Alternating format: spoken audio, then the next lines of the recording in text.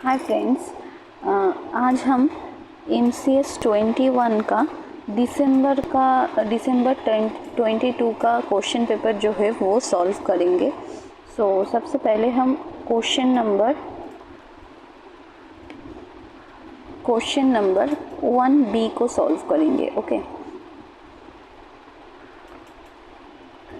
ये है हमारा क्वेश्चन जो है MCS 22 में दिसंबर 22 में आया है। MCS 21 में दिसंबर 22 में ये क्वेश्चन आया था। ये 10 मार्क्स का एक क्वेश्चन है। पहले हम करेंगे pre order traversing. Pre order traversing का रूल्स क्या है? प्री ऑर्डर ट्रैवर्सिंग का रूल से सबसे पहले आते हैं रूट नोड, देन आते हैं लेफ्ट सब ट्री मतलब लेफ्ट नोड, देन आते हैं राइट सब ट्री। जब हम ऐसे रूट लेफ्ट एंड राइट इसके हिसाब से ये गिवन ट्री का प्री ऑर्डर ट्रैवर्सिंग करेंगे। सबसे पहले हम स्टार्ट करेंगे रूट नोड से। जो स्टार्टिंग नोड है वही हमारा रूट नोड होते हैं। A is our root node. अब A के लेफ्ट में कौन है? B। B क्या है? B again the root node. A मेरा हो गया रूट नोड, देन मुझको मिला B। अब अगर B is a parent node of D and E, B D and E का पेरेंट है, मैंने B को लिख दिया।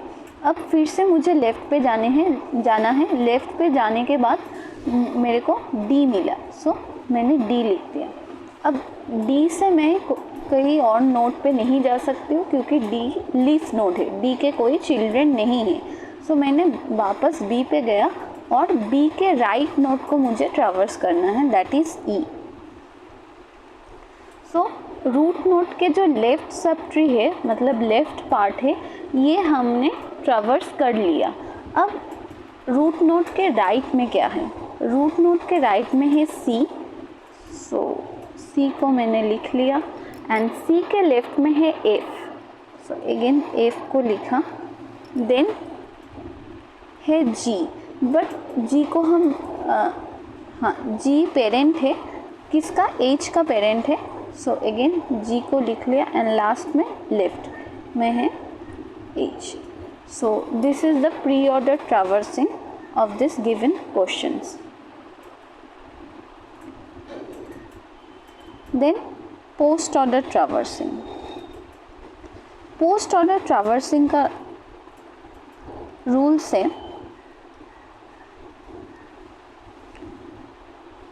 रूट नोड सबके बाद में आएंगे। पहले आएंगे लेफ्ट नोड मतलब लेफ्ट सब ट्री, देन आएंगे right sub tree and last में आएंगे रूट।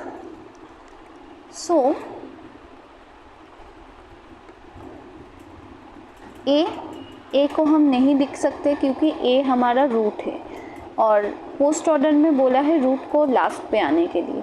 मुझे किस पे जाना है? लेफ्ट पे। B को भी हम नहीं लिख सकते क्योंकि अगर A से B का कनेक्शन में हटा दूँ B भी क्या बन जाते हैं? एक रूट ही बन जाते हैं। D एंड E का पेरेंट नोड है B, इसको भी मैं नहीं लिख सकती हूँ। सबसे लेफ्ट में लेफ्ट मोस्ट नोड जो है वो है D। मैंने D को लिख लिया। अब लेफ्ट के बाद राइट। D के पेरेंट कौन है? B। अब B के राइट में कोई नोड है? यस है, दैट इज़ E। हम राइट को लिखेंगे E। देन इसके बाद आएंगे B। लेफ्ट ये हो गया right and B is my root. अब इस लेफ्ट पोर्शन पे A के लेफ्ट पोर्शन पे और कुछ नोड नहीं है, मेरा जो लेफ्ट सब ट्री है वो कंप्लीट हो गया। अब राइट सब ट्री हम देखेंगे C भी एक तरीके का रूट नोड है। अगर मैं A से C का कनेक्शन हटा देती हूँ तो F एंड G का पेरेंट रूट नोड कौन है? C है। C के लेफ्ट में कौन है? क्योंकि रूल्स क्या है? Left right root. C मैं नहीं लिख सकती हूँ क्योंकि C रूट है। सी के लेफ्ट में कौन है, एफ, सो मैं लिखूँगी एफ को। देन क्या आएंगे, सी, मतलब लेफ्ट राइट। अब किसके राइट, एफ के पेरेंट नोड है सी और सी के राइट में है जी। सो जी को भी मैं नहीं लिख सकती हूँ क्योंकि जी का और एक नोड है, मतलब और एक चाइल्ड नोड है, that is H. So H, अब एच के कोई राइट सिबलिंग नहीं है, सो इसीलिए जी, एंड जी के पेरेंट कौन है, सी, एंड लास्ट में ए। इस क्वेश्चन में इन ऑर्डर ट्रैवर्सिंग नहीं बोले हैं, फिर भी मैं वो भी करके दिखा देती हूँ इधर।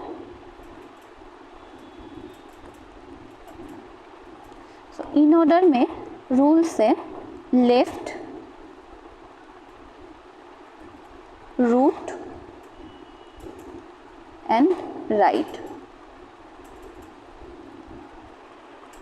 सो ए हमारा रूट नोड है, ए के लेफ्ट में है बी, बी के लेफ्ट में है डी। सो लेफ्ट मूव से स्टार्ट होंगे डी। अब डी के पेरेंट कौन है, बी, देन राइट में है ई, देन ए, इसके बाद आएंगे एफ, देन सी,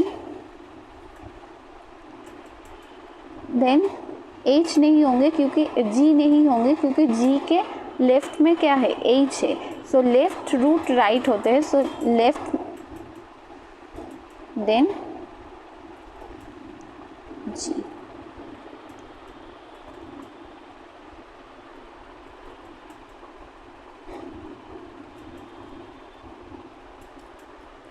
सो ये क्वेश्चन नंबर 1C है, ये भी एक 10 मार्क्स का क्वेश्चन है।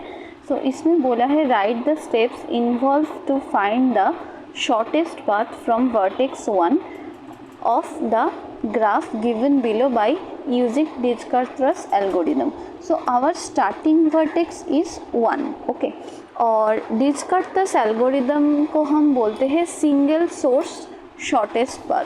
मतलब ए से, मतलब एक वर्टेक्स से ग्राफ में मौजूद और जितना भी वर्टेक्स है उस वर्टेक्स तक हम कितने कम कॉस्टिंग में जा सकते हैं, यही डिस्कर्चर्स एल्गोरिदम के मोटो है। सो ये जो ग्राफ है ये डायरेक्टेड ग्राफ है, मतलब अगर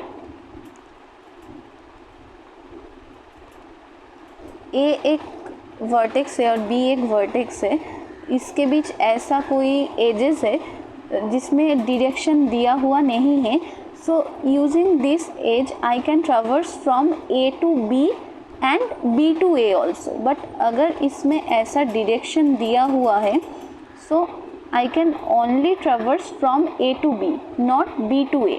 ओके, सो ये जो ग्राफ है ये डायरेक्शनल ग्राफ है, डायरेक्शनल ग्राफ है। जैसे मैं 1 से 2 तक जा सकती हूँ, 1 से 5 तक जा सकती हूँ, 1 से 3 तक जा सकती हूँ, एंड 2 से 4 तक जा सकती हूँ, सो 3 से 4 तक जा सकती हूँ यूजिंग द कॉस्ट ऑफ 8।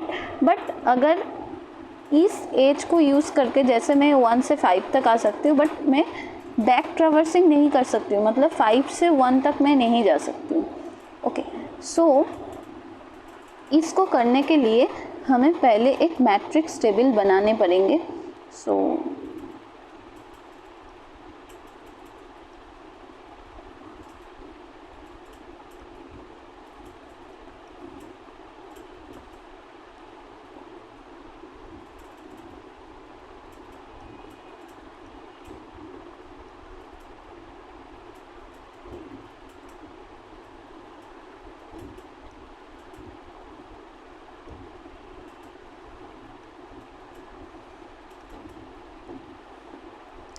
अभी हमने स्टार्ट नहीं करे हैं, सो मुझे पता नहीं है दूसरे अदर्स वर्टेक्स में जाने का कॉस्टिंग क्या है। सो मैं सारे को ही, मतलब मैं अगर 1 मेरा घर है, 1 से 1 तक जाने का कॉस्टिंग रहेंगे 0, और 1 से अगर मुझे 2 पे जाना है, 3 पे जाना है, 4 पे जाना है, 5 पे जाना है, इसका कॉस्ट अभी भी मुझे पता नहीं है। सो मैंने कर दिया इनको infinite. Okay, now 0 is lesser than infinite, so that's why मैं इधर ये जो मार्क्ड वैल्यू है इधर 1 लिख रही हूँ, मतलब 1 को मैंने मार्क किया।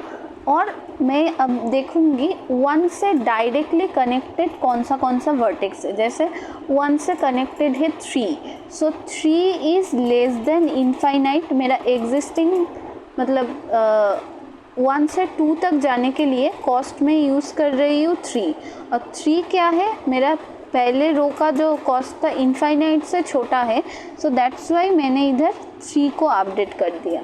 देन 1 से 3 पे मैं जा सकती हूँ, कॉस्ट है 6, वो भी इनफाइनाइट से छोटा है, 6 इज़ लेस देन इनफाइनाइट, सो मैंने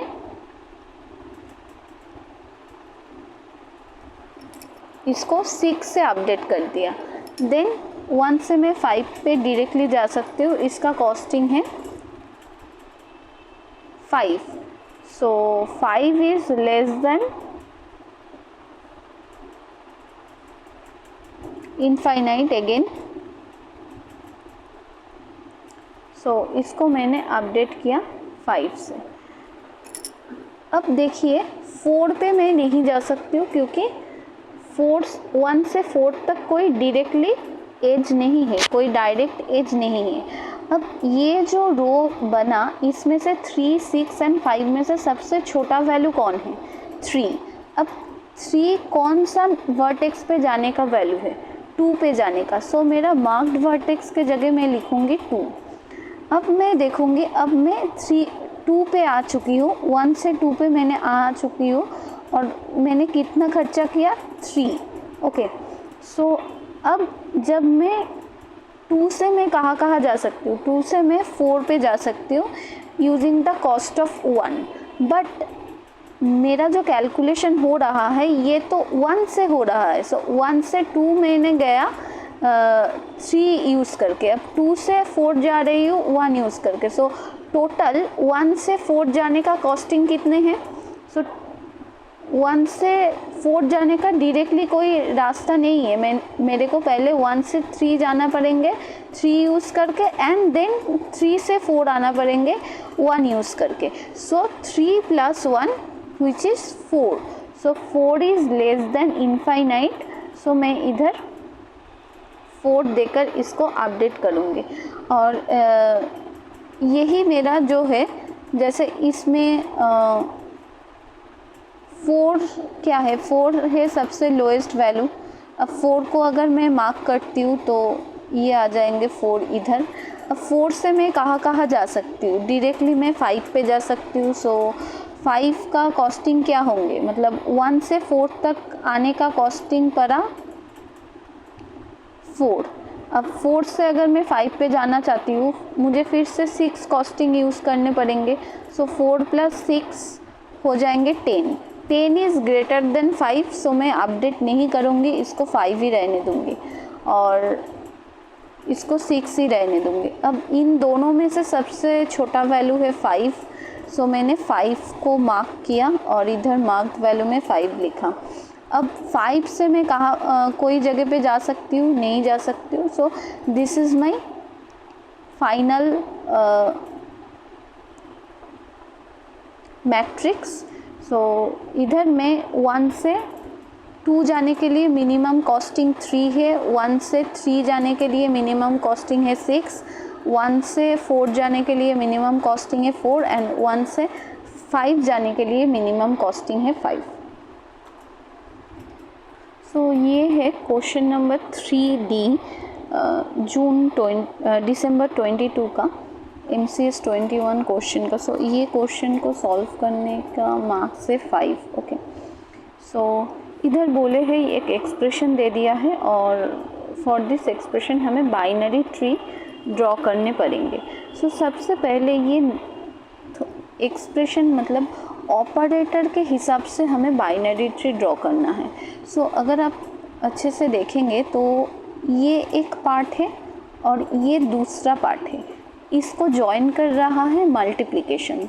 सो मल्टीप्लिकेशन हो जाएंगे हमारा रूट और ये पार्ट आ जाएंगे लेफ्ट ऑफ मल्टीप्लिकेशन।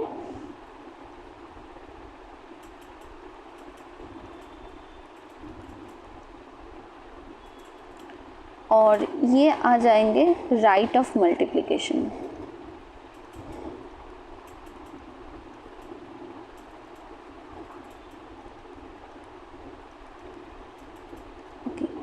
सो इसको अगर मैं फर्दर प्रोसीड करती हूँ, सो ये जो पार्ट है इनको जोड़ रहा है प्लस। सो अगर प्लस के हिसाब से मैं इन दोनों इस पार्ट को डिवाइड करती हूँ, सो प्लस के लेफ्ट पोर्शन पे है ये ए और राइट पोर्शन पे है बी प्लस सी। सो इसको अगर मैं ड्रॉ करती हूँ तो ये ऐसे बनेंगे, प्लस देन ए आ गया लेफ्ट पे और राइट पे क्या है b माइनस सी, सो माइनस। अब एक साइड पे आएंगे b और इधर c। देन राइट साइड को अगर मैं करती हूँ तो ये एक पार्ट है लेफ्ट पार्ट और ये दूसरा पार्ट है ये राइट पार्ट। सो इन दोनों को जोड़ रहा है डिवीजन साइन। सो डिवीजन के बेसिस पे इधर पार्टिंग होंगे। सो पार्टीशन डिवाइड हो गया और माइनस, और इस साइड पे पहले मैं प्लस को लिखती हूँ और राइट पे क्या है g minus H. So minus g h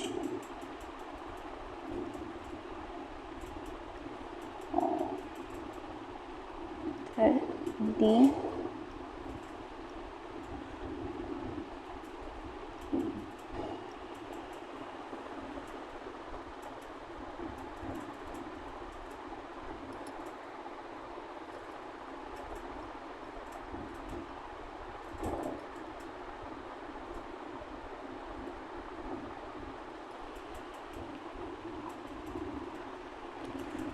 ये जो क्वेश्चन है ये क्वेश्चन नंबर 5A है और 10 मार्क्स का क्वेश्चन आए हैं। बेसिकली इस क्वेश्चन का दो पार्ट है।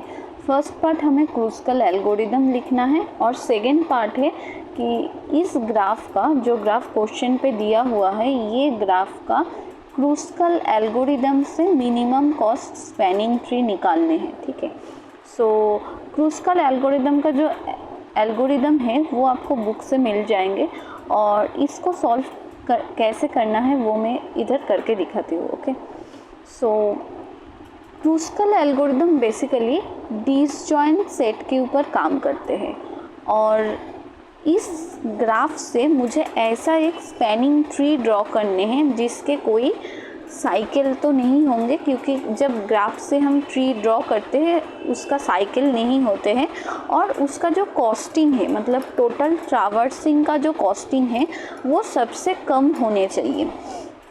और क्रूस्कल एल्गोरिदम डिसजॉइंट सेट के ऊपर काम करते हैं। जैसे प्रिम्स एल्गोरिदम एडजेसेंट वर्टेक्स के ऊपर काम करते हैं, वैसे ही क्रूस्कल एल्गोरिदम डिसजॉइंट सेट के ऊपर काम करते हैं। जैसे इधर मैं ऑर्गेनाइज कर लूँगी सबसे छोटे से बड़ा वर्टेक्स का, जैसे D to C एक वर्टेक्स है जिसका कॉस्टिंग है 4। Then next is A to E एक है जिसका कॉस्टिंग है 6 और B to C एक है इसका भी कॉस्टिंग है 6। देन E to D है जिसका कॉस्टिंग है 7 और B to D है जिसका है 8 and last A to B जिसका कॉस्टिंग है 10। ओके, सो इधर हमारा कोई self loop and parallel edge नहीं है।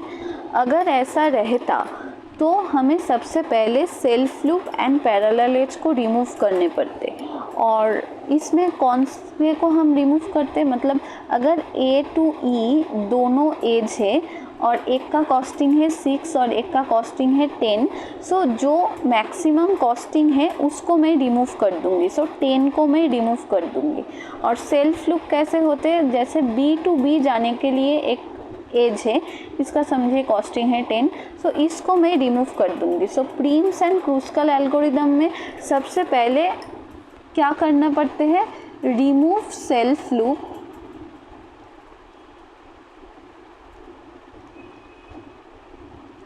And parallel as.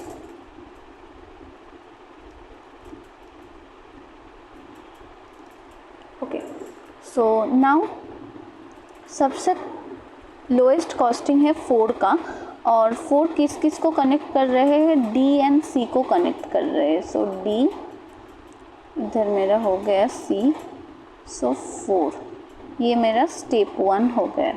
Then step 2 में कौन ऐड होंगे, ई का कॉस्टिंग है 6, ए टू ई। सो ए ई 6 और डी सी भी 6। Now next step B to C, इनका भी कॉस्टिंग है 6। और अगर मैं बी टू सी ड्रॉ भी करूँ, सो बी टू सी अगर मैं ड्रॉ करती हूँ तो ये कोई लूप नहीं क्रिएट कर रहे हैं। अगर कोई भी एज लूप क्रिएट करते हैं तो उसको हमें एलिमिनेट करने पड़ेंगे। वो अगर लोएस्ट कॉस्टिंग वाला है तो भी मुझे उसको एलिमिनेट करने पड़ेंगे,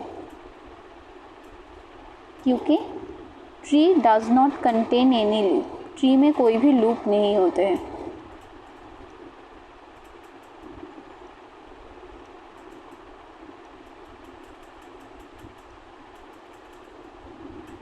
फोर 6। अब ई टू डी एक एज है जिसका कॉस्टिंग है 7।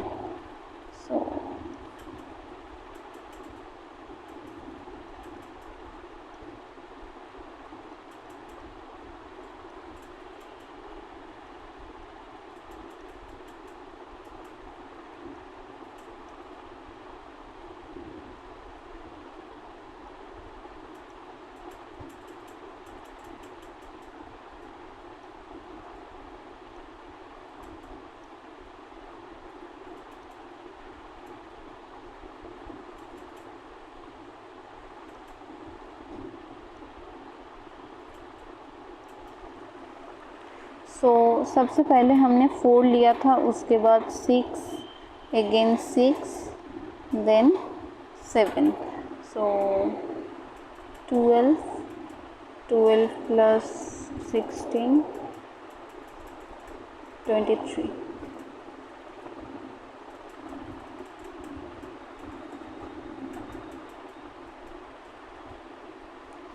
ओके, सो अगर इसके बाद मैं कोई और लेती हूँ, जैसे बी टू डी है 8, अगर मैं बी टू डी को लेती हूँ तो इट्स फॉर्मिंग अ लूप, ये एक लूप बन रहा है। सो मैं इसको नहीं ले सकती हूँ।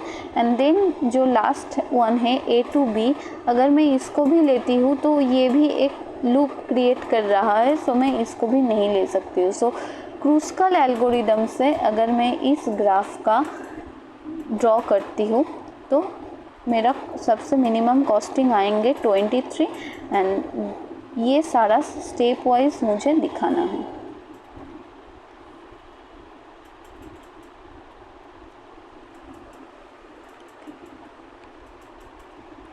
ये वीडियो अगर आपके लिए हेल्पफुल है so please subscribe our channel and share with your friends.